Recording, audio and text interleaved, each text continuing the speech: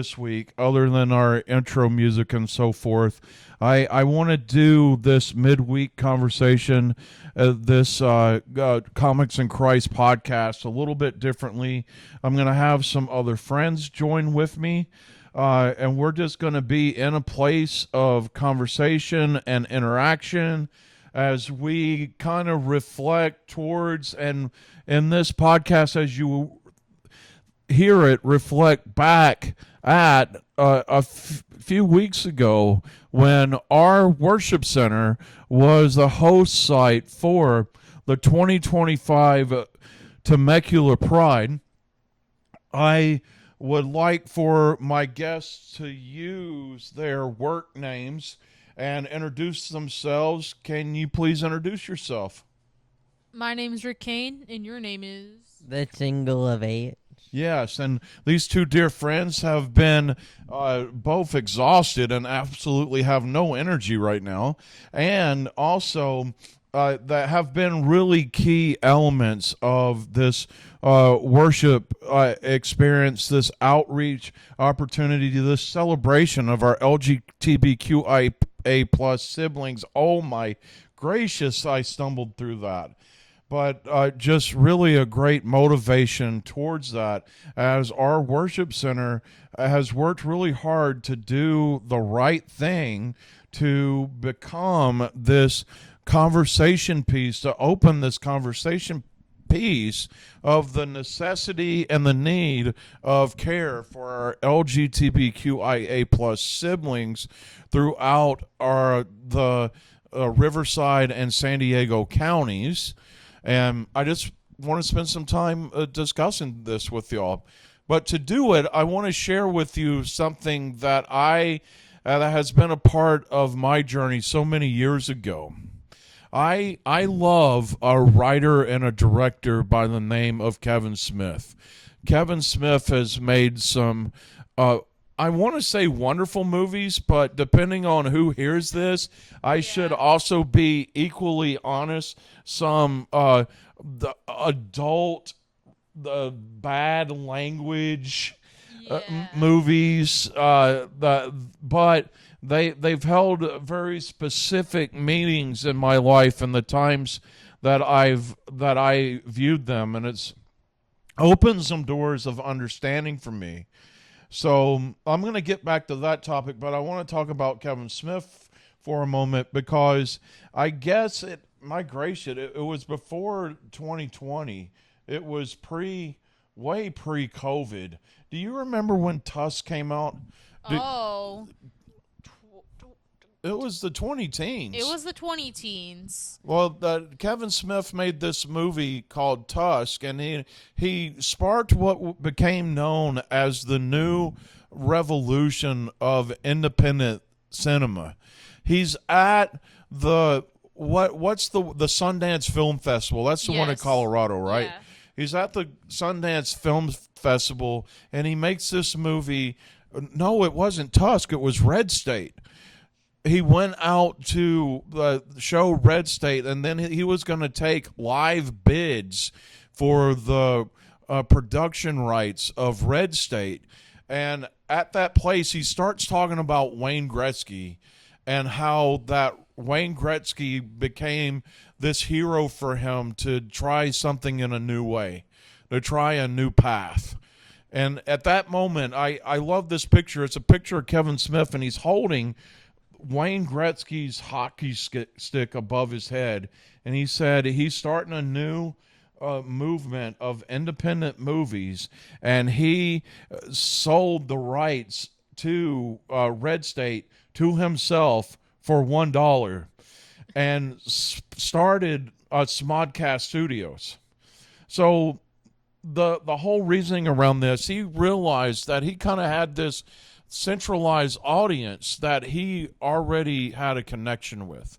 And instead of selling his thing off to another person to produce and to send out, he already had his journey. He had his ears to do that.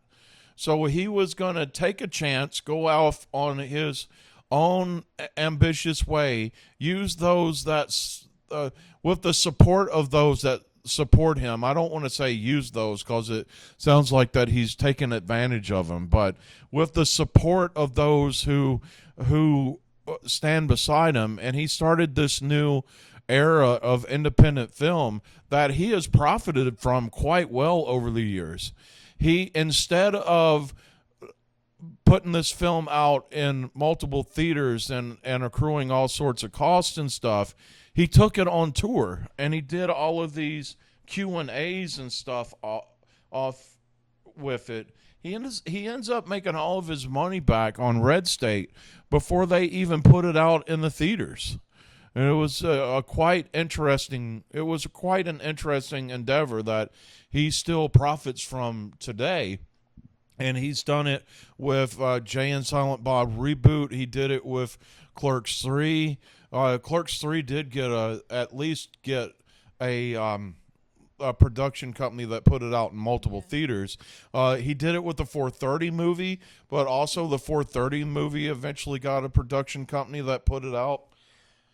So He did it with the re-release of Dogma too. he did it with the re-release of Dogma, and it just kind of opened this new door of getting information out. So I have been thinking about that a lot with this Pride Festival that we're having at our worship center.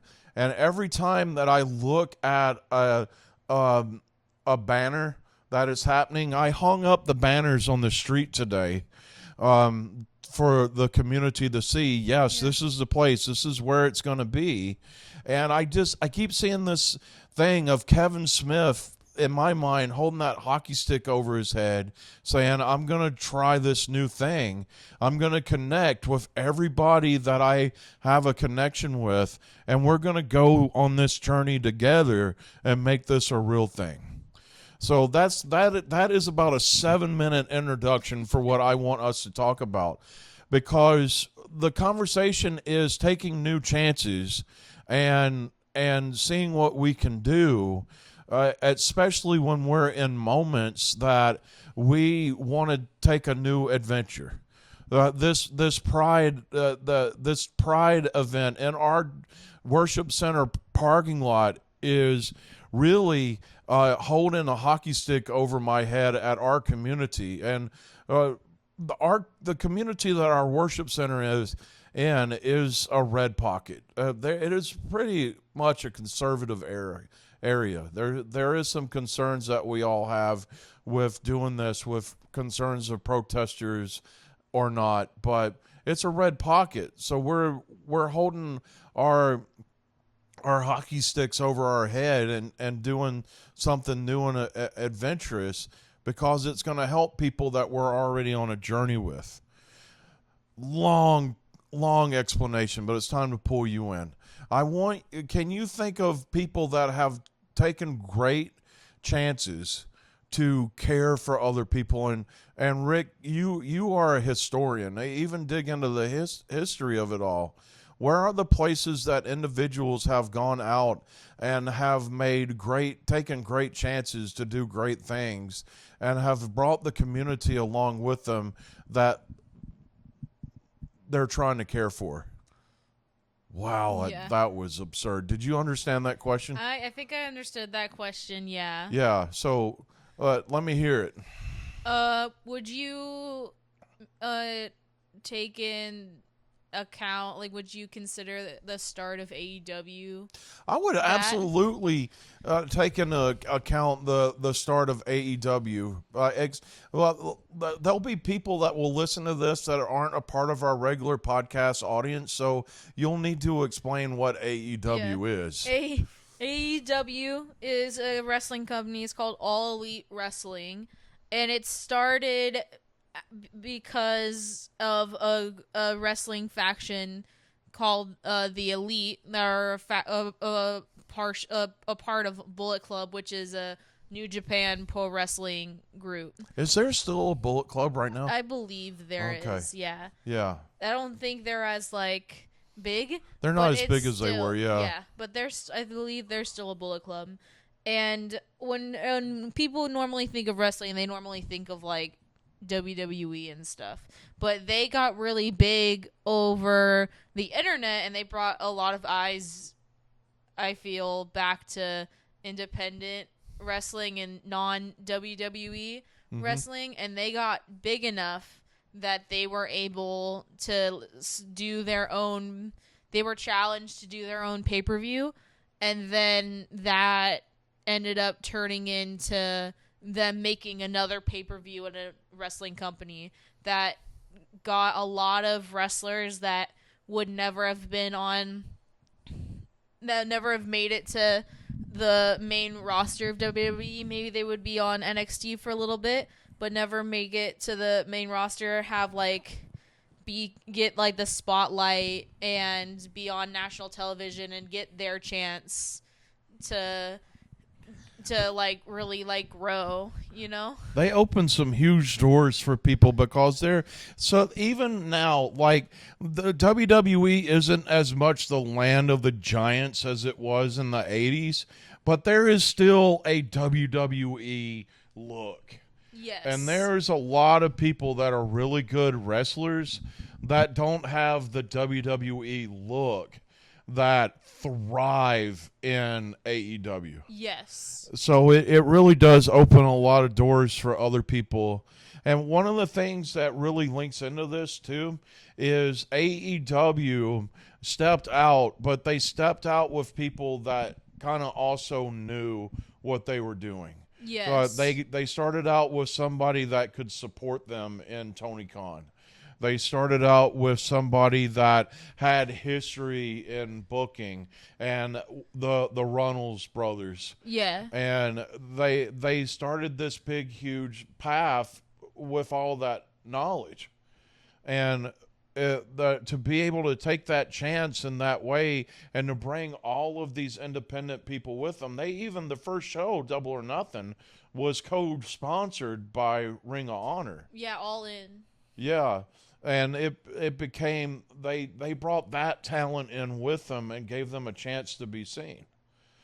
Single H, what is something that, one of your Dungeons and Dragons things or what have you, is there something that you've seen kind of grow up and be willing to bring other people along with them?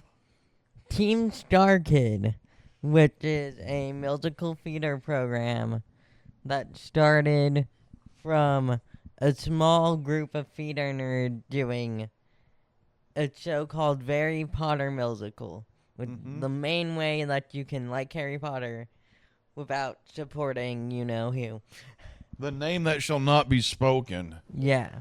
And let's go ahead, let's drop a big name. The Star Kids Harry Potter musical gave the world Darren Chris. Yes.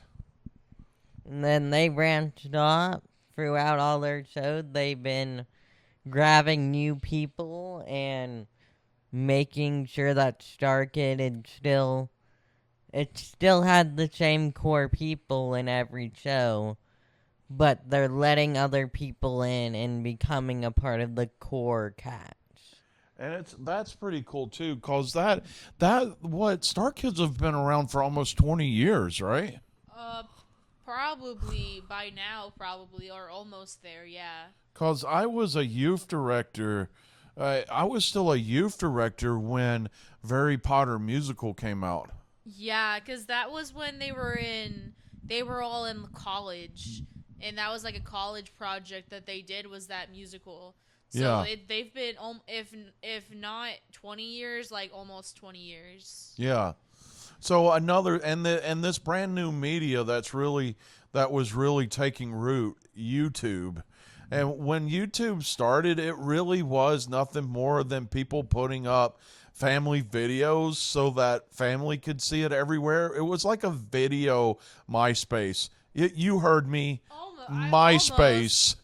That and it was also like, it was the olden days of YouTube and the internet is a little bit, I'm gonna use the word unhinged, or at least unsupervised or unorganized, because I'm sure there is a good amount of those videos, but there's also a good amount of like, I forget what the term was, but it was just like the most weird, absurd videos. Renegade guerrilla videos.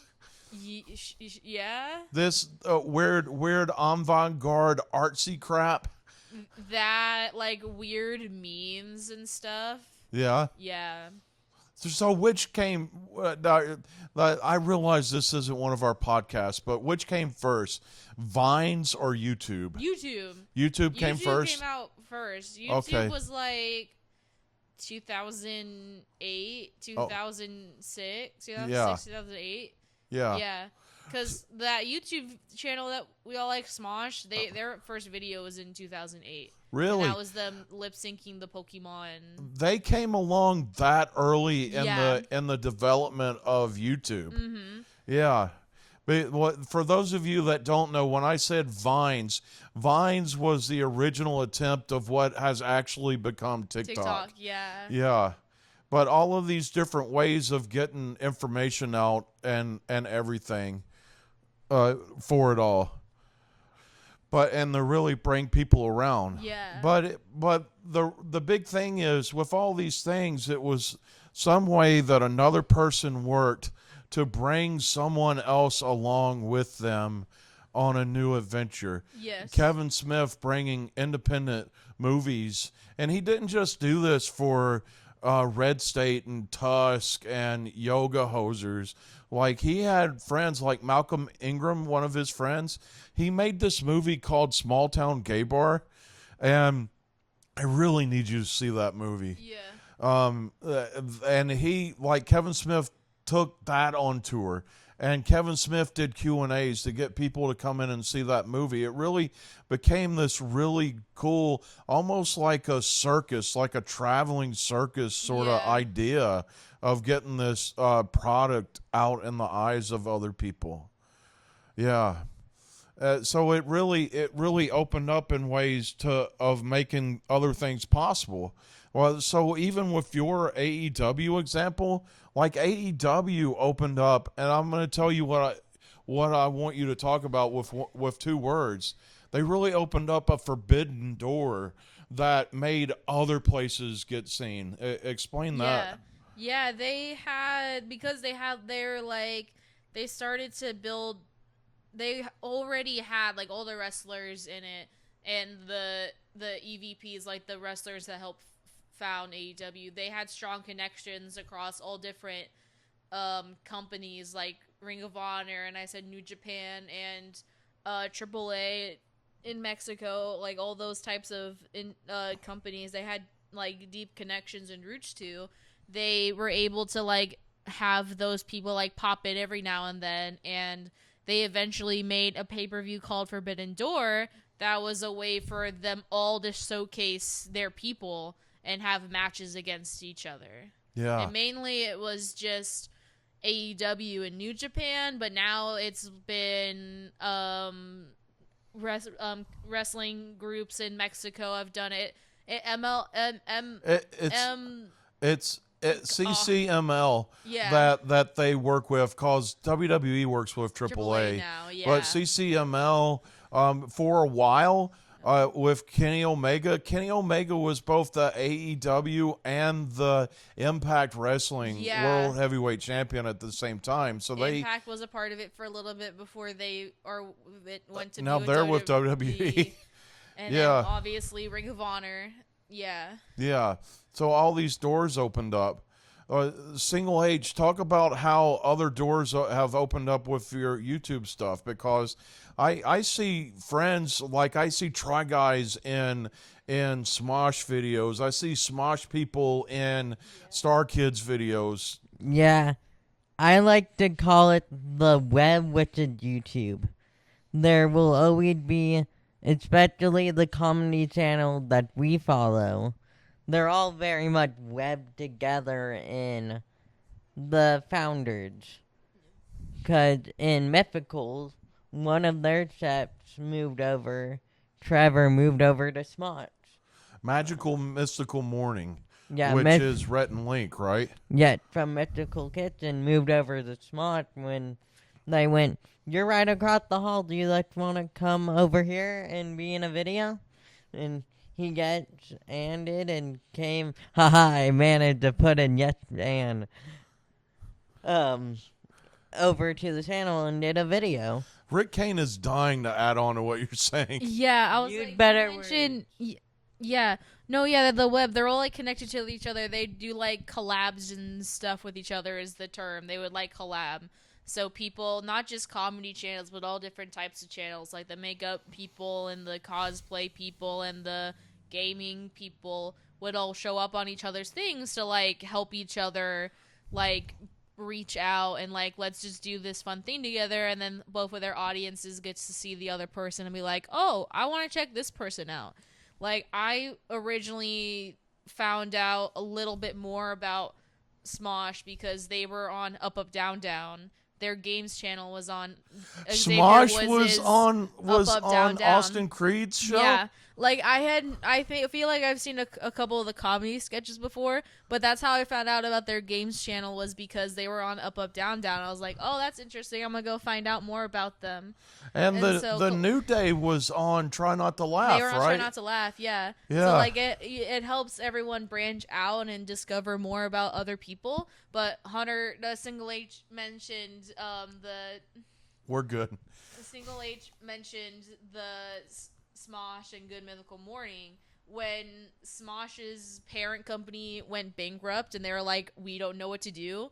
Good Mythical Morning essentially like bought them out. Like they bought Smosh so that they had a cushion to be under. Yeah. And then eventually the two original guys rekindled their friendship and they bought Smosh back. Yeah. So now they're back at it again. But like, yeah, like the term is collab, but like they all like they help each other out. Yeah. Single H. What else? That, and I'm gonna bring in Critical Role into the mix. They have brought in like a lot of people into the RPG community. A lot of people that people wouldn't be able to see if they didn't watch CR. Yeah. They're Abria Iyengar, if you don't have Dropout, you would probably not really see her GM if you're not looking for it, or if you watch the video when she comes up on Dungeons and Dragons, and now that had branched her off into going on a couple of tracks for the 20-sided tavern. Yeah. And how Critical Role literally was the friend group that built it all up, thanks to their fellow friend Felicia Day, which was currently running Deacon Sundry at the time. That So the Felicia Day is a part of. Did Felicia Day Cor- help birth Critical Role? she was a big part of it because she gave them the platform of Deacon Sundry to launch it. Yeah. And then they would eventually make their own bank account and bring Critical Role onto its own channel. And they do a lot of, now with their animated series, having bigger names from that they're also bringing into Dungeons and Dragons.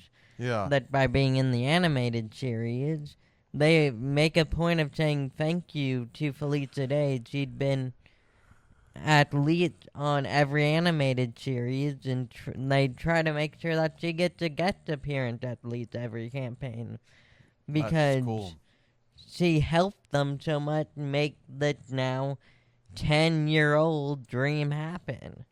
And that's the so both of you have kind of pointed this out.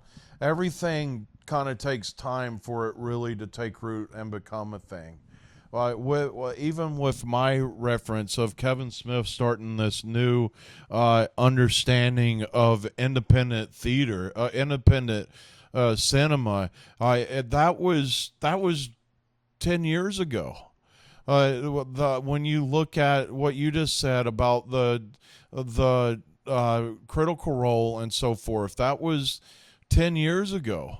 And when you look at what Ricky was saying, okay, it's been 6 years, but man, 6 years to kind of get to where they are, and a big time player with cable and everything. Yeah. It's pretty big deal. But it's the reality that it really does take time to do all that, and you can't really just rush into it and assume that it's going to happen.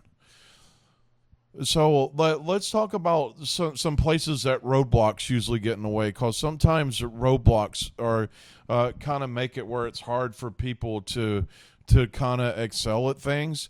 And the roadblocks for Kevin Smith is there really was a big pushback from production companies when he decided to go out and do his own thing, and he had to deal a lot with that. And then he started getting pushbacks from other groups, especially with the Red State tour, because the Westboro Baptist Church started attacking him, because Red State really is sort of an indictment against Christian nationalism as much as Dogma was an indictment against the Catholic Church. And it's just really just huge. Have you seen Red State?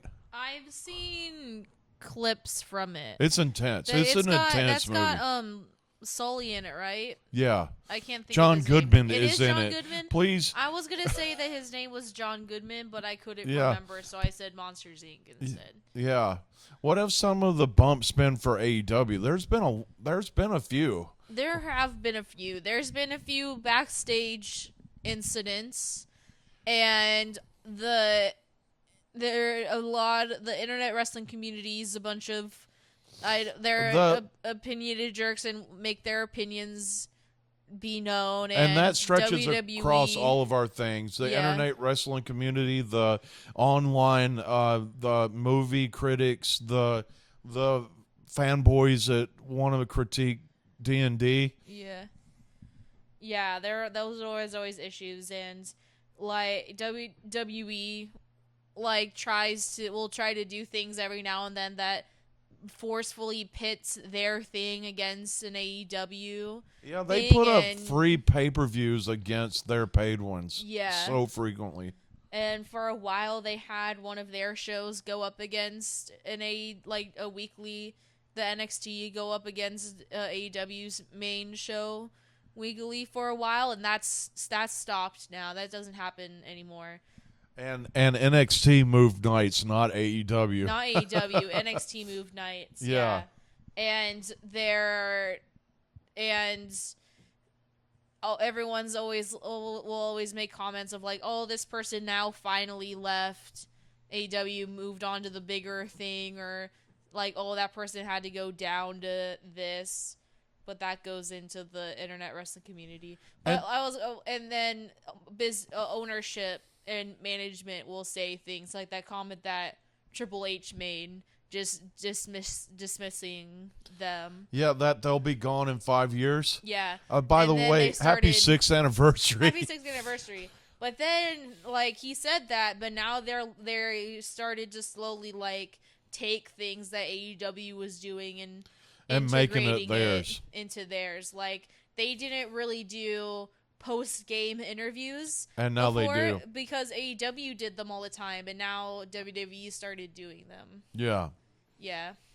So, Single H, what is the pitfalls that have come along with the D&D shows? For Critical Role, they had countless studios go, we don't know what D&D is, when they were trying to put the animated series. Mm-hmm. Vox Machina, the animated series, and it took a good couple times. I believe even Amazon said no once, and then they repitched it to Amazon, and then they said yes. Yeah. It took a long time to pit the animated series. That's because who cares about nerds sitting around and playing Dungeons & Dragons, knowing the ages of people that they were talking to? I have a question for you, Single H. When did they pitch it versus when did Stranger Things get really big? They would have had to pitch it before Stranger Things got really big. I wonder if Stranger Things getting really big and that having a big D&D center made them being like, oh, D&D nerdy stuff is actually profitable. Maybe. That's a possibility. But it would have had to either had to start production like a year or two after. Yeah. that it was that Stranger Things happened. So we still maybe, but we still run through all these things. One, that either people don't understand what it is, or outside competition trying to push it away, or outside places that don't like what's being said try to get in the way and take it over. Well, we run through all these roadblocks and everything, and it really does become this place that it's a lot of work to process it through. But we do still get this place that hopefully that we hold on to things, and it becomes this a desire to become successful, and more importantly, bring others along with us on the journey. So thank you for this conversation today. For Single H, for Rick Kane, thank you so much.